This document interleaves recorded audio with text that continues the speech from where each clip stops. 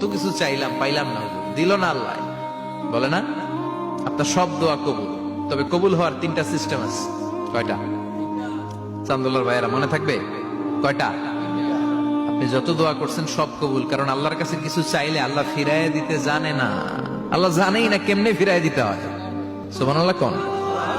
চাওয়া মাত্রই আল্লাহ বলে অ্যাকসেপ্টেড, যা কবুল, দিব দিব না এটা বলতে জানে না, চাওয়া মাত্রই বলে দিব। 3 সিস্টেম। নাম্বার 1, আপনি আল্লাহর কাছে দোয়া করলেন, চাইলেন, আল্লাহ বলে দিব, বলেই তিনি দিয়ে দেন আর আপনি খুশি হয়ে যান, পেয়ে গেলেন।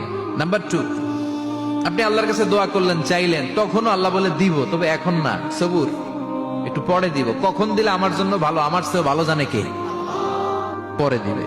নাম্বার 3, চাইলেন, দোয়া করলেন, আল্লাহ তখনও বলে দেব, তবে এখনো না, পরেও না, কিয়ামতের দিন যেদিন বিপদে পড়বে ওই দিন দেব।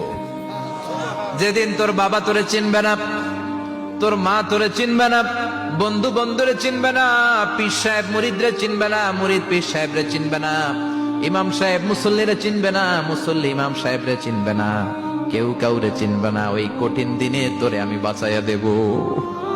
তাই দোয়া যা করছেন ছোটবেলা থেকে আজকে পর্যন্ত, লস হয়েছে না লাভ? লস না লাভ? এজন্য বেশি বেশি দোয়া করার দরকার আছে না নাই?